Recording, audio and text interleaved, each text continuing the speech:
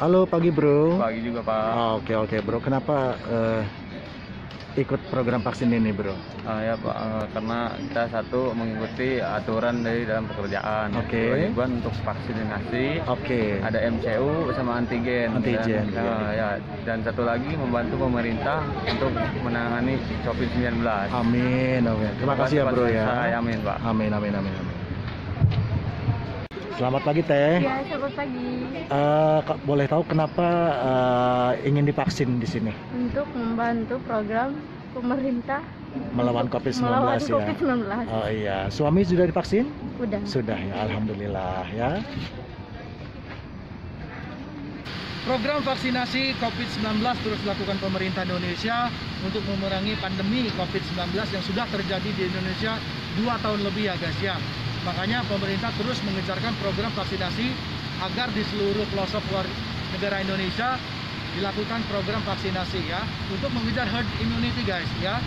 Makanya bahkan pemerintah tuh sampai mengeluarkan peraturan bahwa teman-teman kita harus menunjukkan surat vaksin ya, termasuk kalau ingin naik pesawat bepergian keluar kota bahkan keluar negara Indonesia itu harus menunjukkan surat vaksin.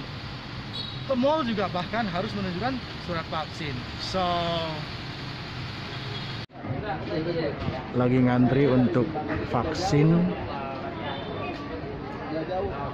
Kebetulan ini vaksin dosis pertama.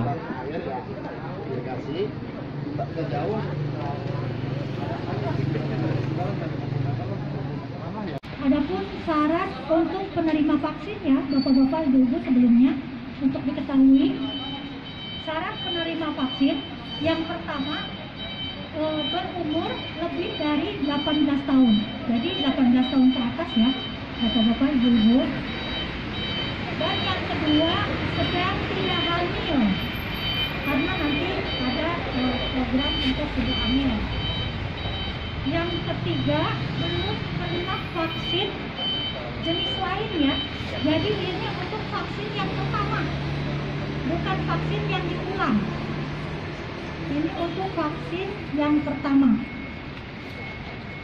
Dan selanjutnya harus sudah sarapan ya ibu-ibu, bapak-bapak ya. Sudah sarapan semua? Sudah. Kayak perut kosong ya. Iya ibu. Dan yang selanjutnya sedang tidak ada keluhan ya. Sedang tidak demam, tidak lagi ada keluhan lain-lain ya, batuk pilek ya, lagi sehat. Nanti dilanjutkan untuk tes kesehatannya di dalam, ada pemeriksaannya. Nah, perlu bapak-bapak, ibu-ibu ketahui, setelah vaksin nanti beberapa jam kemudian, misalkan 6 jam kemudian itu ada efeknya ya biasanya, tapi perlu diketahui ini setiap orang itu efeknya berbeda-beda, jadi jangan disamaratakan. Setiap personal itu reaksinya berbeda-beda. Jadi kalau misalkan ada demam, efek dari vaksin ini biasanya muncul demam, tapi itu belum ini ya, nggak ke semua orang. Sakit atau terasa pegal ya di area yang bekas disuntik vaksin, itu hal yang wajar ya. Nanti biasanya ada timbul lemas atau mual atau sampai muntah, sampai tidak nafsu makan. Jadi nanti ada penata laksanaannya ya Bu ya. Ini bukan monoton ya, jadi setiap orang berbeda-beda, bahkan ada yang beberapa orang yang tanpa reaksi seperti tadi yang saya sebutkan. Nah, apabila timbul gejala-gejala yang seperti tadi saya sebutkan, misalkan ada pusing atau demam, nah penanganannya seperti apa? Jadi bapak-bapak, ibu-ibu istirahat dulu ya, istirahat. Nah sambil kalau misalkan pusing istirahat dulu. Kalau misalkan timbul demam, nah ini boleh minum obat pereda demam, misalnya paracetamol seperti itu ya. Nah misalkan timbul pembengkakan ya di area yang bekas vaksin, itu cukup dikompres dingin aja ya ibu-ibu bapak-bapak. Jadi jangan panik. Minum air putih minimal 2 liter per hari. Apabila muncul mual sampai muntah, nah hindari dulu makanan-makanan yang pedas atau asam. Dan apabila muncul kegawatan, misalkan sesak napas nih, ibu-ibu, bapak-bapak ada merasa sesak napas, segera hubungi dokter atau IGD ya. Jadi jangan panik, langsung hubungi tim medis ya, ibu-ibu, bapak-bapak ya. Mungkin penjelasan untuk persiapan dan pelaksanaan dan setelah pelaksanaan vaksin sekian. Selanjutnya ibu-ibu bapak-bapak boleh nanti sesuai antrian boleh dimulai ke antrian 1 dan nomor antrian 2. Disertakan KTP ya ibu bapak yang belum menyertakan fotokopi KTP boleh ditempel di kertasnya masing-masing. Begitu antrian dipanggil, langsung dicek suhu badan sama tensi darah ya guys ya. Sebelum divaksin, kita ada mengisi form kartu kendali pelayanan vaksinasi COVID-19 seperti ini ya guys ya. Jadi di sini ada beberapa pertanyaan yang harus diisi formnya, nanti diberikan langsung oleh petugasnya ya. Pertama kita harus ngisi dulu ini nama lengkap dan sebagainya ya untuk data kita nanti. Kemudian di sini ada poin B, screening dan vaksinasi ya. Ada pemeriksaan suhu ya. Suhu lebih dari 37,5 derajat Celcius artinya adalah vaksinasi ditunda sampai sasaran sembuh ya. Sampai suhunya tidak seperti ini ya guys ya. Ini berarti kalau suhu lebih dari 37,5 derajat Celcius berarti itu nggak boleh ya. Kemudian tekanan darah ya.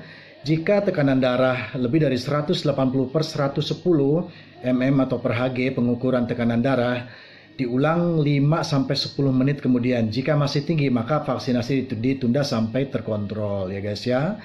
Oke, kemudian ada pertanyaan screeningnya kayak gini guys ya.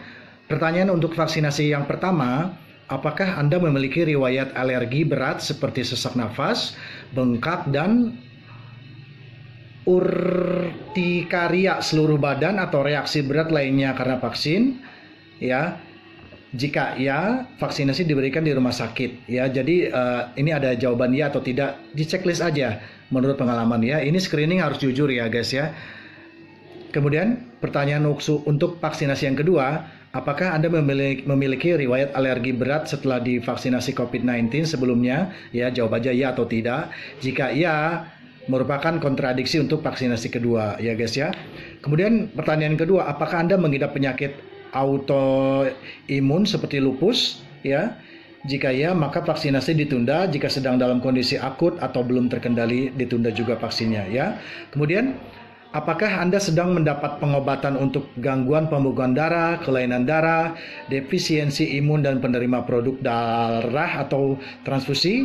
Jika ya, vaksinasi ditunda dan dirujuk ya. Kemudian yang keempat, apakah Anda sedang mendapat pengobatan imunosupresan seperti kortikosteroid dan kemoterapi? Jika iya, maka vaksinasi ditunda ya dan dirujuk. Kemudian poin yang kelima untuk screening berikutnya pertanyaannya adalah, apakah Anda memiliki penyakit jantung berat atau asma dalam keadaan sesak? Jika iya, vaksinasi ditunda dan ditunjuk. Kemudian poin nomor 6, apakah Anda pernah terkonfirmasi menderita COVID-19? Jika iya, maka vaksinasi ditunda sampai 3 bulan setelah sembuh ya. Jadi kalau yang sudah pernah kena COVID-19 maka baru boleh divaksin setelah 3 bulan sembuh ya. Oke. Kemudian pertanyaan nomor 7 dilanjutkan apabila terdapat penilaian kelemahan fisik pada sasaran vaksinasi. Ya, pertanyaan tambahan bagi sasaran lansia ya, untuk lansia yang usianya lebih dari sama dengan 60 tahun. 1. Apakah Anda mengalami kesulitan untuk naik 10 anak tangga? Ya. Kemudian 2. Apakah Anda sering merasa kelelahan? 3. Apakah Anda memiliki paling sedikit 5 dari 11 penyakit seperti hipertensi, diabetes, kanker, penyakit paru kronis, serangan jantung, gagal jantung, kongestif, ya, nyeri dada, asma, nyeri sendi, stroke atau penyakit ginjal. Kemudian pertanyaan nomor 4, apakah Anda mengalami kesulitan berjalan kira-kira 100 sampai 200 meter? Apakah Anda mengalami penurunan berat badan yang bermakna dalam setahun terakhir? Ya, ini ya pertanyaan tambahan khusus untuk yang usia lebih dari sama dengan 60 tahun ya. Ini cukup diisi ya atau tidak. Jika terdapat 3 atau lebih jawaban ya, maka vaksinasi tidak dapat diberikan ya. Ini khusus untuk yang lebih dari usianya 60 tahun. Kemudian hasil screening ini petugas ya yang memutuskan ya antara lanjut vaksin, tunda atau tidak diberikan ya. Kemudian hasil vaksin, dan di sini nanti ada jenis vaksin ya. Ada Sinovac, ada Moderna dan lain-lain ya. Nomor base, tanggal vaksinasi dan jam vaksinasi ya. Kemudian meja 2 pencatatan observasi, ini ada tanpa keluhan, ada keluhan ya. Ini diisi oleh petugas ya, dan ini diparap oleh petugas. Nah, ini kurang lebih pertanyaan-pertanyaan ya sebelum divaksin ya, pertanyaan-pertanyaan mengenai screening ya guys ya. Semoga bermanfaat.